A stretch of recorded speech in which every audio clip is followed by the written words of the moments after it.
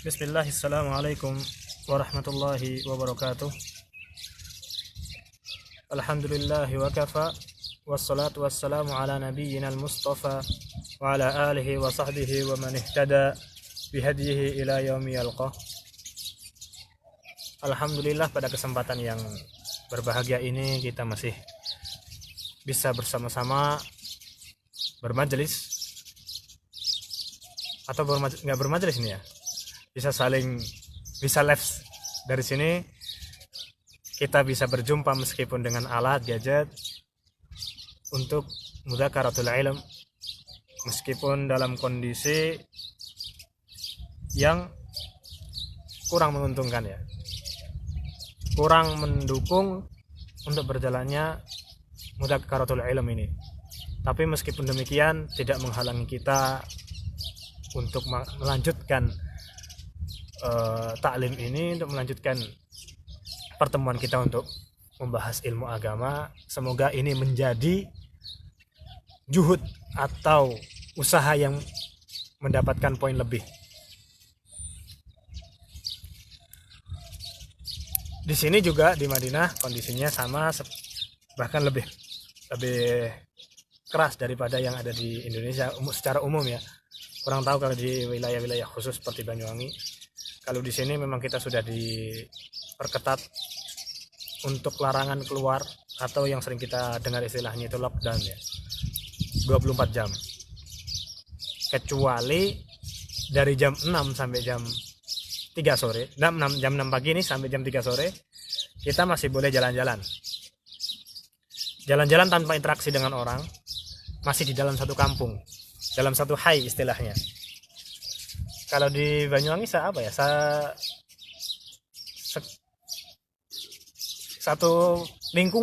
lingkungan, satu desa aja, satu wilayah, tapi nggak terlalu lebar. Nah, kalau di kampus ini masih dalam satu pagar kampus.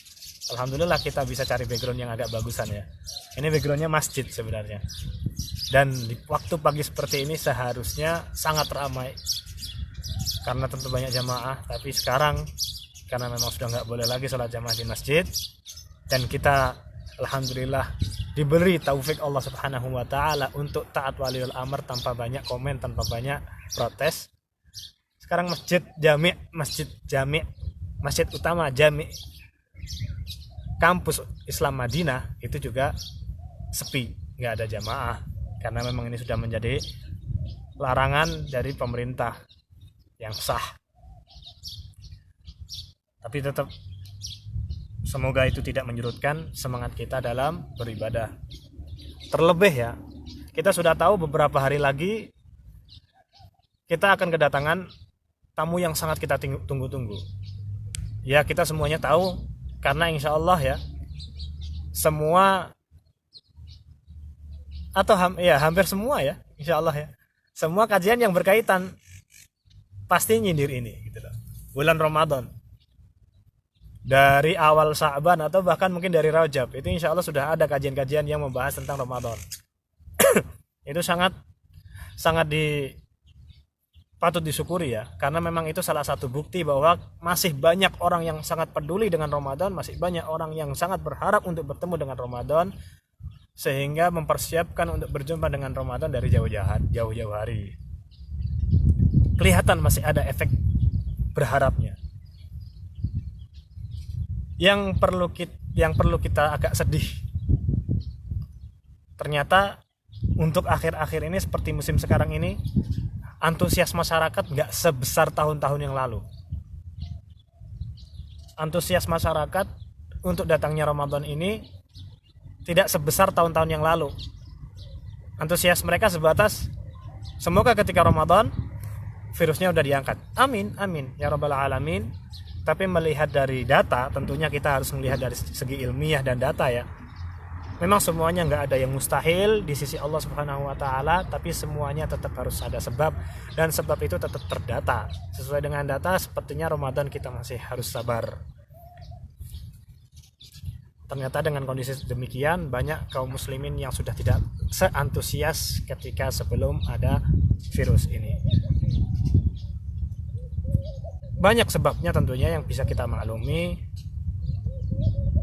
Tapi yang kita sesalkan di sini adalah padahal Allah Subhanahu wa taala, Tuhan yang Ramadan tahun lalu, Tuhan yang memberikan rahmat di tahun lalu, Tuhan yang memberikan pahala dari semua amalan yang kita kerjakan di tahun lalu, itu juga Allah yang sama yang akan memberikan rahmatnya pada Ramadan yang akan datang. Allah yang sama sebagai Tuhan yang sama dari Tuhan yang Ramadan yang akan datang. Tuhan yang sama, Allah yang sama yang akan memberikan segala ganjaran apapun yang akan kita amalkan pada Ramadan yang akan datang. Sama aja.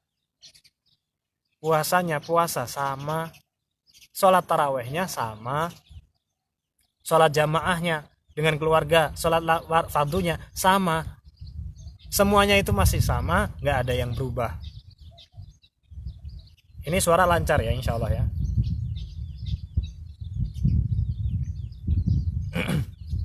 Jadi seharusnya dengan kondisi yang demikian,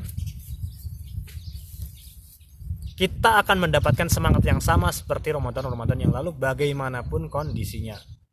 Sebagian mungkin masih ada di tanah rantau, nggak bisa kumpul dengan keluarga, yang di rumah juga nggak bisa mengharapkan saudaranya yang di jauh nggak bisa datang, atau bahkan mungkin ada yang terisolasi ya di masing-masing daerah lah, nggak bisa bersama, nggak bisa sholat jamaah taraweh, nggak bisa bukber bersama dan sebagainya. Tapi itu semuanya nggak mengurangi gitu, nggak mengurangi kebaikan yang akan kita dapatkan kalau seandainya ini semuanya nggak ada. Kebiasaan yang sudah dibangun, kebaikan, tatkala seseorang itu mengamalkan kebaikan itu secara rutin, kemudian dia terhalang untuk mengamalkannya, dia akan mendapatkan keutamaan atau ganjaran dari amalan yang dia jaga sebagaimana seperti dia nggak mendapatkan halangan.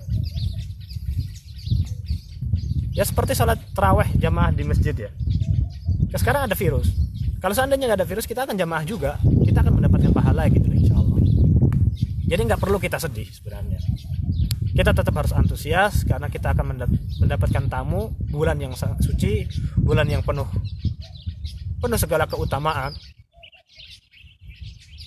dengan kondisi yang agak lain. Yang mana justru kalau seandainya kita mau mentadabburi, kita mau melihat sisi positif dari segala hal, dari segala kondisi, justru banyak membantu dengan adanya kondisi virus ini. Kita banyak terbantu di bulan Ramadan nanti, yang pastinya kita nggak akan sibuk dengan segala kesibukan harian, sehingga kita bisa fokus pada puasa kita nggak capek. Kita ingat dulu pada bulan Ramadan juga sahabat ridwanullah alaihim di tahun awal-awal di Madinah, di awal-awal hijrah, mereka harus berangkat ke Badar untuk perang. Itu bulan Ramadan itu, mereka puasa perang.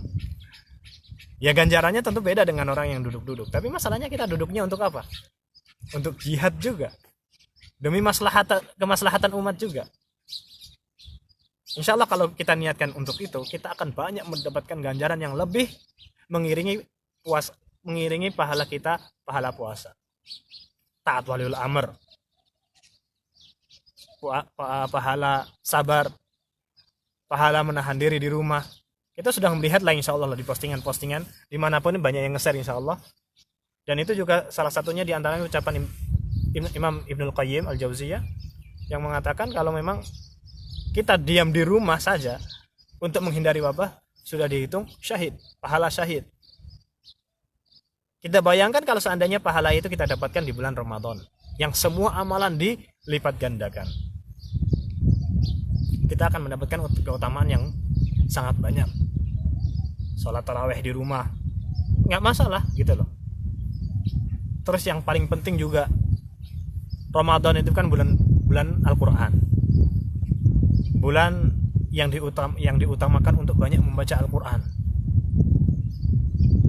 Para ulama, salah satunya Imam Malik rahimahullahu ta'ala, beliau adalah seorang imam muhaddits Darul Hijrah, dari benar-benar ulamanya, imamnya dari kota Nabi ini di zaman beliau rahimahullahu ta'ala.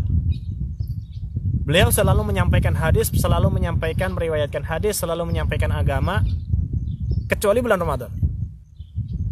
Bulan Ramadan beliau rahimahullahu ta'ala menutup semua kajiannya, kemudian fokus ke membaca Al-Quran. Berbeda ya ini ya, kebalikannya sama Indonesia ya. Selain Ramadan kajiannya dikit, ketika Ramadan kajiannya rutin, seminggu full nggak ada liburnya. Akhirnya para dai yang seharusnya bisa meliburkan semua kajiannya, yang memang dia setiap harinya ngisi kajian, seharusnya dia libur fokus untuk ngaji, tapi karena permintaan jadwal kajian, apalagi buka bersama itu banyak setiap hari, akhirnya tersibukkan dari yang seharusnya membaca Al-Quran. Seharusnya ini kebiasaan yang harus kita pulihkan. Kita tetap menuntut ilmu agama. Toh juga Ramadan kemarin kan kita sudah sibuk nih banyak kajian. Nah kajian itu kita lestarikan selepas Ramadan. Nah ketika kita masuk ke Ramadan berikutnya, kita liburkan kajian-kajian tadi. Kita fokuskan ke ngaji baca Al-Quran. Karena itu memang Syahrul Quran, bulan yang memang banyak akan kita dapatkan keutamaan ketika kita baca di bulan itu. Yang nggak pernah khatam sebelumnya kita khatamkan. Yang biasanya sebulan sekali saja khatamnya kita jadikan 2 kali atau 3 kali. Sebenarnya kalau ngaji bentar itu ya, kalau ngaji yang benar-benar duduk baca full se-Al-Quran itu santai nih ya, duduk santai ya, maksudnya bukan orang yang hafalan dengan hafalan yang lancar, dia baca benar-benar baca nyantai, itu 3 hari selesai sebenarnya. Cuma masalahnya ketika kita sudah mau duduk di depan mushaf, itu banyak, selalu banyak, ada aja sebabnya, kepikiran inilah, ngambil inilah, tiba-tiba lapar, ada mie instan, ya itu nggak masalah. Tapi kalau tiba-tiba ada tugas gini, ada pekerjaan gini dan sebagainya, hanya harus keluar rumah, itu nanti pulang ke rumah untuk duduk lagi, untuk megang mushaf lagi, itu untuk ngumpulin fokusnya itu sulit, moodnya itu sulit. Padahal untuk duduk lama membaca Al-Quran itu butuh mood juga gitu. Nah sekarang kita dapat kesempatan sama Allah Subhanahu Wa Taala, nih nyoh tak kei waktu, oke.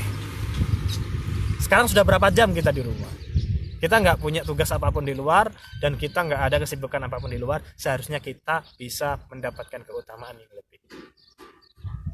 Mau dicoba latihan dulu, mumpung belum Ramadan. Sekarang ngaji. Sekarang tanggal berapa? Syakban sekarang. Sekarang sekitar tanggal 17. Tanggal 17 atau tanggal, belum ya, masih tanggal 16 ya. Masih ada setengah bulan menuju Ramadan. Coba berapa banyak yang bisa kita baca dari Al-Quran. Kalau kita bisa ternyata khatamkan sebelum Ramadan, berarti bulan Ramadan kita minimal bisa 2 kali khatam. Karena setengah bulan kita bisa khatam. Jangan sampai dengan kondisi yang ada ini justru menjadikan kita lemah dari mengejar banyak-banyak kebaikan. Kan gambarannya gini nih. Kita seharusnya dengan sholat berjamaah di masjid, kita dapat banyak pahala, dilipat gandakan 27 setiap harinya. Nah saat ini kita harus di rumah. Seharusnya kita punya banyak kesempatan untuk mencari kebaikan dari silaturahim dengan teman-teman kita. Kita ziarah, kita bengian dan sebagainya. Tapi kita terhalang dari itu semua. Kita sekarang banyak terhalang dari kebaikan dengan adanya wabah ini. Seharusnya kita semangat untuk mengganti semua kebaikan-kebaikan kita yang harusnya kita amalkan tadi. Ditutupi bolongan-bolongan tadi. Kita seharusnya punya target kebaikan sekian misalnya. Dengan adanya virus ini kita terhalang untuk mencapai batas tadi. Nah kita harus lebih semangat lagi untuk apa? Untuk nutupin. Dengan kebaikan-kebaikan yang bisa kita kerjakan di rumah. Dari pengumuman iklan-iklan yang digembor-gemborkan, selalu kerja di rumah, tapi jarang kita dengarkan ada orang yang menyeru, mengingatkan ayo ibadah di rumah. Kita giatkan ibadah-ibadah yang memang kita bisa lakukan di rumah untuk nutupi, supaya yang seharusnya kita bisa amalkan di luar rumah ketutup jatahnya. kita tetap dapat kebaikan itu, kita nggak rugi-rugi banget. Rupiah oke lah kita merugi, secara finansial oke lah kita turun merugi, tapi dari segi amalan seharusnya kita nggak boleh merugi, kita nggak boleh ikut kurang di situ. Kita tahulah kita sebagai seorang mukmin, karena memang dari ciri khas seorang yang beriman, illal ladzina amanu wa amilus sholihat, itu menjaga amal solehnya. Nggak cukup beriman aja. Nah, jadi yang sering gembar-gembor kita ahlus sunnah wal jamaah, kita ahlus sunnah wal jamaah, atau kita sering dengan salafi. Jadi salafinya kita itu di mana? Salafinya kita itu berapa persen aja? Salafi dari sendalnya aja, pakai sendal jepit, atau salafi dari ikut kajiannya aja, atau nama rombong dagangannya, dagangan salafi, dagangan sunnah, atau apa? Berapa persen kesalafian kita, berapa persen keahlus sunnahan kita gitu loh. Itu ditentukan dari berapa besar kita berusaha dalam amalan kita. Gak cukup kita hanya yakin saja, kita hanya percaya, kita tahu ilmunya saja. Ahlus sunnah wal jamaah itu mengajarkan bagaimana ketika dapat ilmu diamalkan. Para salaf ridwanullah alaihim, mereka sangat semangat dalam urusan beramal ini. Maka kalau kita memang benar-benar ahlus sunnah wal jamaah, kita seharusnya semangat juga dalam hal itu.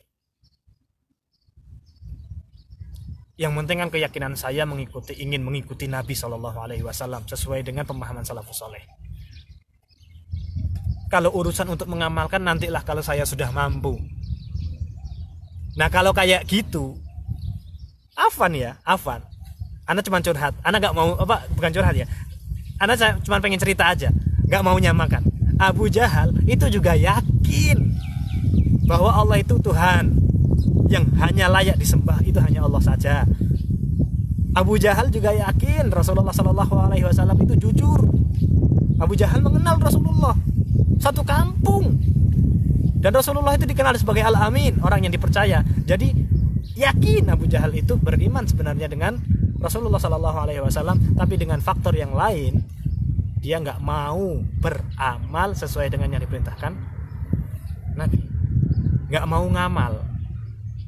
Jadi sebenarnya nggak cukup keyakinan aja gitu loh, nggak cukup. Yang penting aku yakin ini Allah dan Rasulnya, nggak cukup. Ternyata Abu Jahal juga meninggalnya diperangi sama Nabi, meninggal di perang Badar. Kita lihat Rasulullah SAW di hadisnya jelas, bahkan sampai sholat kakinya bengkak. Ini Rasulullah yang seharusnya kalau kita umat manusia bilang sudah mendapatkan segalanya, apapun yang dibutuhkan seorang hamba, itu Rasulullah. Tapi beliau SAW tetap fokus, tetap ibadah, menunjukkan ibadah yang mana kita nggak bisa ngejar ibadah itu. Kalau dalam satu rakaat baca Al-Baqarah sama Ali Imran itu gimana itu? Kita kalau sholat sendiri, bukan sholat jamaah, kita lihat dalam satu rakaat baca surat apa? Insya Allah kalau saya boleh nebak, surat Rikul itu kita sering ulang-ulang itu. Ya memang demikian kondisinya saat ini. Kita orang-orang Islam sendiri justru malah jauh dari hal-hal yang seharusnya kita pegang dari apa yang dinamakan Islam itu sendiri. Abu Bakar banyak amalnya, banyak sedekahnya, banyak melaratnya, tapi ketika dapat uang, dapat rezeki yang lebih, kenceng sedekahnya. Itu Abu Bakar radhiyallahu taala anhu. Itulah mereka salaf. Nah, kalau kita memang ngaku-ngaku aku salafi, aku mengikuti manhaj salaf, ya kita lah ikuti yang itu aja. Kalau kita nggak ngikuti yang demikian lah, kita itu ngaku nisbat salaf itu dari mananya?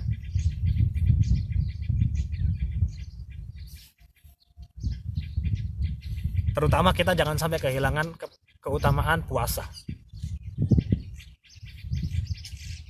Dalam riwayat, dalam suatu hadis Rasulullah SAW bersabda,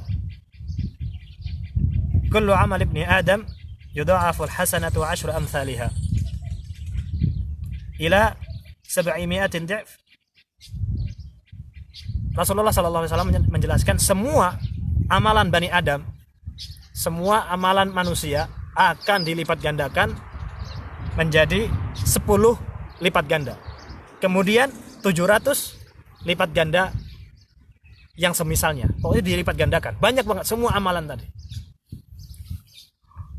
Kemudian Allah Subhanahu wa taala menjelaskan, berarti ini hadis qudsi ya. Kalau dalam hadis dikatakan qala Allahu azza wajal, berarti ini hadis qudsi. Qala Allahu azza wajal illa shauma fa innahu li wa ana ajzi bi. Ini kita sering dengar hadis ini. Allah Subhanahu wa taala mengkhususkan puasa. Kecuali puasa. Semua amalan dilipat gandakan nih sama Allah Subhanahu wa taala. Semua amalan dilipat gandakan ganjarannya sama Allah Subhanahu wa taala. Kemudian Allah mengkhususkan illa shauma, kecuali puasa nih. Wa ana fa innahu li, puasa itu untukku kata Allah Subhanahu wa taala. Wa ana ajzi bihi. Kemudian Allah Subhanahu wa taala langsung menjamin aku pasti akan mengganjarinya, aku pasti akan menggantinya dengan pahala, dengan ganjaran yang lain. Dengan ganjaran yang baik dari Allah Subhanahu wa taala. Yang perlu kita fokuskan di sini adalah Allah Subhanahu wa taala memisahkan puasa khusus untuk Allah Subhanahu wa taala. Perlu kita sadari di sini ya. Perlu kita garis bawahi di sini. Jangan sampai ada salah paham. Allah Subhanahu wa taala huwa qayyum. Allah Subhanahu wa taala itu berdiri sendiri, ada sendiri tanpa butuh orang, tanpa butuh yang lainnya dan sebagai penopang untuk yang lain. Itu nama dari Al-Qayyum. Jadi ketika Allah Subhanahu wa taala mengatakan as-shaum li, menisbatkan untuk Allah Subhanahu wa taala, itu sama sekali bukan berarti Allah membutuhkan puasa kita. Kita ingat juga dalam satu hadis qudsi, Allah Subhanahu wa taala mengatakan kalau seandainya kita semuanya berkumpul melakukan ketaatan, itu tidak akan menambah sedikit pun dalam kerajaan Allah Subhanahu wa taala. Enggak akan memberikan manfaat apapun untuk Allah Subhanahu wa taala ketaatan kita. Salah satunya juga puasa itu. Maka di sini yang perlu kita fokuskan ketika Allah Subhanahu wa taala mengatakan langsung bahwa puasa itu adalah fa innahu li. Kita butuh sadar diri bahwa puasa itu adalah benar-benar sangat besar karunia. Wa ana ajzi bihi.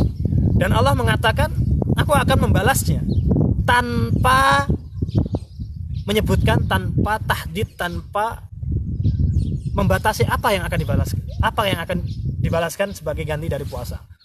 Jadi kita langsung ketika puasa kita langsung memikirkan aja dari semua kebaikan yang bisa kita bayangkan, apa yang kita harapkan dari Allah Subhanahu wa taala ketika kita berpuasa. Itu kita akan dapatkan. Karena Allah akan memberikan pahala yang terbesar tanpa batas. Karena di situ nggak ada tahdidnya, nggak ada batasannya. Wa ana ajzi bihi. Bas Allah hanya mengatakan itu. Nggak ada pahala, nggak ada ganjaran yang disebutkan Allah Subhanahu wa taala dari puasa kita ketika bulan Ramadan. Maka seharusnya kita benar-benar fokus ke puasanya ini. Jangan sampai ada cacat yang sebelumnya mungkin banyak bolong-bolong, bukan bolong-bolong dari puasanya, dari hal-hal yang mungkin masih kita lakukan ketika berpuasa, seperti merusak hubungan atau dengan suatu hal yang kemungkaran. Itu akan mengurangi kesempurnaan puasa. Itu kita bisa tinggalkan. Mumpung kita harus masih diisolasi di rumah, kita tinggalkan kemungkaran-kemungkaran yang dapat merusak puasa kita. Begitu pula jangan lupa dengan niat. Karena niat itu semua merubah ujung dari amalan.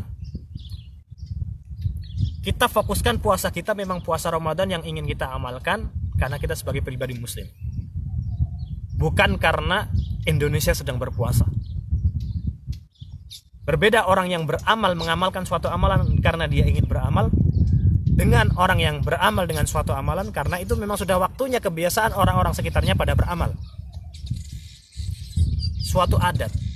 Jangan sampai kita puasa cuman karena kebiasaan orang-orang sekitar pada puasa. Dan itu kadang kita nggak kerasa gitu, bahwa kita saat ini puasa karena orang-orang lain puasa.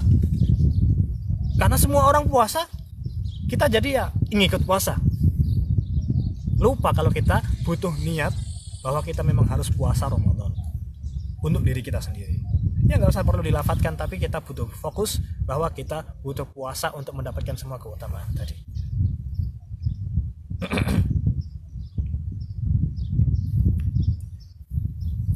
qadarallahu ma syaa fa'al ya. Dengan semua ujian ini kita menemukan banyak sekali hal-hal yang akhirnya terbuka. Kita menemukan betapa dengan virus ini akhirnya kita tahu betapa bahayanya dari ketidaktahuan kita tentang ilmu agama. Ternyata ilmu agama ketika suatu kelompok atau orang nggak tahu tentang ilmu agama akan membahayakan dirinya dan membahayakan orang-orang sekitarnya.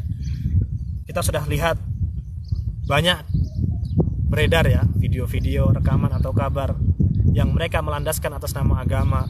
Mereka semangat, ayo ngumpul, kita nggak takut corona, kita nggak takut virus, kita hanya takut kepada Allah Subhanahu Wa Taala. Ayo kita tekankan ikatan kita, ngumpul, akhirnya semuanya kena, waliyadzubillah. Itu salah satu bukti ya. Dalam hal sebenarnya ini sepele banget loh, tinggal nurut pemerintah aja. Ini di Ahlussunnah wal Jamaah sudah ditekankan berkali-kali, ngikut apa kata pemerintah selama itu untuk kebaikan kita, selama itu bukan maksiat. Kita harus ngikut kepada apa yang dianjurkan sama pemerintah. Kita juga di agama juga dijelaskan satu kaidah utama, la doror wala diror. Itu sudah sangat jelas. Itu semua insya Allah sudah pada tahu gitu loh. Tapi ketika penerapannya, ketika kesalahpahaman, justru malah berakibat fatal. Mungkin gak semuanya kena, tapi mungkin dia justru malah menjadi orang yang akan membawakan untuk orang lain hadiah virus, karena semangatnya dia dalam agama yang tanpa ilmu. Kita akhirnya tahu secara langsung, melihat gitu loh, ternyata orang yang gak paham agama itu berbahaya gitu. Yang mana tingkat kebahayaannya itu sampai perlu kita pegang, kalau perlu kita ikat, taruh di rumah, tutup kamar, jangan sampai keluar. Supaya apa? Supaya dia tidak membahayakan yang lain. Mungkin kalau sebelum ada virus kita sulit untuk menggambarkan yang demikian. Tapi ketika Allah Subhanahu Wa Taala munculkan virus, orang-orang yang seperti ini, orang-orang yang nggak punya ilmu agama, atau malah waliyadzubillah nggak mau peduli dengan ilmu agama, nggak mau belajar agama, tampil atas nama agama, membahayakan dirinya, membahayakan orang-orang sekitarnya, membahayakan agama Islam itu sendiri. Ya dalam hal ini ya virus, menyebarkan virus berbahaya, sangat berbahaya. Tentunya ini supaya kita, ini teguran keras ya, supaya kita memang lebih fokus lagi dalam belajar agama. Masa dalam hal seperti ini saja untuk prakteknya kita masih enggah-enggahan gitu loh, moh-mohan, males-malesan. Terus dalam satu posisi juga, gimana kalau seandainya dengan rezeki yang kalau kita di rumah saja itu kita nggak dapat rezeki, sulit, kita harus kerja, yang mana kerjanya itu harus berinteraksi dengan orang lain. Kalau kerjanya dia sendiri mungkin, atau dagangan yang memang benar-benar dia itu bisa safety ya mungkin masih pemerintah masih membolehkan. Kalau pekerjaan yang sampai pemerintah aja melarang, kemudian dia mengatakan aku nggak punya rezeki lagi, rezekiku tiap hari. Kita perlu ingat ketika Rasulullah SAW mengirim pasukan untuk perang, suatu perang yang mana ketika itu kaum muslimin dalam masa paceklik, nggak ada apapun mereka, sehingga mereka ketika berangkat perang mereka hanya dibekali butiran kurma dengan air minum. Tapi pasukan ini tetap berangkat. Pasukan ini tetap berangkat jihad untuk dengan hanya bekal sedikit itu saja. Mereka tetap budal gitu loh, tetap berangkat. Karena ketaatan mereka kepada Nabi SAW dan ketaatan mereka pada pemimpin. Nah di sini kita diuji, ketaatan kita kepada pemimpin bagaimana? Benar-benar kita semiskin itukah? Sampai kalau seandainya kita nggak keluar, benar-benar kita nggak makan. Kalaupun memang itu darurat, benar-benar darurat, kita nggak bisa makan lagi kalau nggak kerja, ya itu masuk darurat ya. Kita boleh keluar. Semoga kita mendapatkan rezeki yang tidak harus mengharuskan kita harus bersosial dengan manusia yang bisa membahayakan kita dan keluarga kita. Amin. Tapi kalau kita mau melihat, benar nggak sih kita benar-benar butuh? Atau kita kekurangan aja, takut kurang aja? Sebenarnya sudah ada, tapi mungkin nggak cukup buat nanti beli baju lebaran, nggak cukup untuk mungkin nanti mudik pas bulan Ramadan. Kalau cuma seperti itu berarti ya seharusnya itu ditinggalkan. Salah satu bentuk ketaatan kita kepada pemimpin. Ini termasuk diantaranya akidah Ahlussunnah wal Jamaah, bagaimana kita taat kepada pemerintah, taat ya. Bahkan dalam hadisnya, bahkan meskipun pemerintah itu memukul punggungmu, mengambil hartamu, kita harus tetap samaan wa ta'atan, taat. Bukan panjela sama pemerintah, ini demi keamanan kaum muslimin yang di bawah pemerintahan tadi. Nah sekarang kondisinya kita disuruh tinggal di rumah saja, banyak yang melanggar. Ini kita akhirnya sadar betapa tauhid, pengetahuan akidah kaum muslimin saat ini masih sangat lemah. Ketaatan mereka kepada pemimpin-pemimpin mereka meskipun masih ngakunya Ahlussunnah wal Jamaah, ternyata pada pemimpinnya juga masih lemah. Apalagi ternyata masih ada juga para dai-dai yang ngambil panggung, cari panggung dengan keberadaan seperti ini, dengan jadi peramal. Wah, Mekah Madinah kosong, kemudian bikin hadis baru. Kalau seandainya Mekah dan Madinah sampai kosong, maka kiamat sudah dekat lagi, kiamat bentar lagi, kiamat hari ini, bulan ini, dan sebagainya. Jadi peramal. Wal'iyadzubillah. Memang kita harus fokus, kita harus tahu, kita harus sadar bahwa kiamat sudah dekat. Masalahnya Rasulullah SAW sudah memberikan ciri khasnya, ciri khas asratus sa'ah itu semua sudah ada gitu. Dan kita sudah melihat itu semua langsung dari Rasulullah. Gak perlu dari meramal-ramal dengan cari-cari yang penuh sensasi lagi, gak perlu. Ini masalah ghaib yang tahu hanya Allah Subhanahu wa taala. Bahkan Rasulullah saja hanya tahu ciri-cirinya aja sallallahu alaihi wasallam. Kok orang biasa bisa meramalkan kira-kira pada bulan ini, pada Jumat bulan Ramadan ini, tahun sekian, karena Jumat yang tanggal sekian di bulan Ramadan hanya terjadi di tahun ini aja, maka kiamat akan terjadi pada tahun ini. Waliyadzubillah. Kok nggak jadi peramal aja gitu? Padahal kita juga ada fokus. Itu kiamat alam semesta. Oke lah kita fokus. Oke lah kita boleh perhatikan dengan itu. Tapi kita jangan sampai lupa dengan kiamat kita masing-masing. Kita punya kiamat masing-masing. Pribadi kita akan menghadapi kiamat, yaitu ketika kita harus ketemu dengan malakul maut. Ketika nyawa kita akhirnya diambil. Dengan kondisi demikian, kita dengar kabar di mana-mana pada kena, di mana-mana pada meninggal. Itu sudah teguran Allah Subhanahu wa taala bahwa kita akan segera menyusul. Ciri-ciri kalau kita akan meninggal adalah orang-orang sekitar kita sudah banyak yang meninggal. Sekarang Allah Subhanahu wa taala mengingatkan kita secara massal, banyak yang Allah Subhanahu wa taala ambil, pulangkan kepada Allah Subhanahu wa taala di musim ini, di zaman penyakit wabah ini. Seharusnya kita semakin sadar diri bahwa seharusnya kita itu fokus ke itunya. Keingat matinya, ke kematiannya. Gak yang lain-lain dulu. Semoga dengan adanya virus ini bisa semakin meningkatkan semangat kita untuk belajar agama. Karena kita sudah tahu ya betapa bahayanya orang yang gak paham agama. Dia gak hanya bahaya untuk dirinya sendiri, gak hanya membahayakan keluarganya sendiri, dia bisa membahayakan semua orang yang di sekitarnya. Itu ciri khas orang yang gak paham agama ya. Maka supaya kita terhindar dari orang-orang yang demikian, kita perdalam ilmu agama supaya kita nggak menjadi orang yang membahayakan orang lain. Membahayakan diri sendiri nggak apa-apa wis, tapi membahayakan orang lainnya itu loh. Kok bahaya kok bagi-bagi gitu loh. Kemudian kita menjadi orang yang memang lebih semangat lagi dalam beramal, karena saat ini kita punya waktu yang lebih luang bersama keluarga, punya banyak kesempatan untuk meningkatkan ibadah kita, kualitas ibadah kita, juga lebih ingat mati. Ya kita sudah dengar ya kabar yang meninggal kan nggak cuma yang tua-tua aja, yang muda-muda juga, yang anak-anak juga kena. Ya nggak hanya kena virus ini aja, banyak sebabnya orang yang meninggal segala usia. Ya bisa jadi anak di sini yang jauh, yang dengan segala keamanannya, dengan semua isolasi yang ketat, tiba-tiba anak kena meninggal. Atau mungkin bisa jadi anak dengan sebab yang lain anak meninggal, siapa tahu. Dan semua pendengar juga di rumah, gak ada yang bisa menghalangi kita dari kematian apapun itu. Dimanapun kita, di tempat yang paling aman pun kita akan dijemput sama kematian. Masalahnya kita itu masih kalau udah bahas tentang kematian, jangan bahas itu. Itu loh itu, rasa parno dari kematiannya itu loh. Itu menunjukkan bahwa kita memang gak siap. Padahal ya bodoh amat, mati mah gak bakal datang ke kita, nunggu kita undang dulu, ya enggak. Tamunya tanpa undangan itu, langsung datang aja. Waktunya kita meninggal ya langsung dijemput. Tunggu dulu, anak gak siap. Anda belum sholat ini, Anda belum bayar utang. Nggak ada kayak gitu. Kita yang harus mempersiapkan seolah-olah kita benar-benar akan meninggal dalam waktu dekat, bayar hutang semua, yang masih punya hutang bayar semua.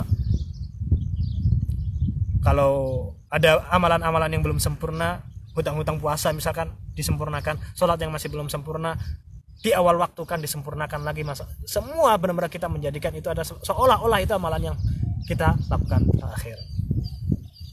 Nggak ada pertanyaan ya, karena sulit, ini layarnya gelap ini, kena cahaya matahari ya. Semoga yang singkat ini ya nggak terlalu singkat ya, agak lama ya. Semoga yang agak lama ini bisa memberikan, kita bisa mengambil faedah, kita bisa istifadah untuk saya sendiri pribadi dan para pendengar di rumah sekalian. Maaf kalau ada salah kata, ini agak bingung juga ngomongnya ya, karena ngomong sendiri depan kamera itu memang benar tantangannya beda. Subhanakallahumma wa bihamdika asyhadu an la ilaha illa anta astaghfiruka wa atubu ilaik. Wassalamualaikum warahmatullahi wabarakatuh.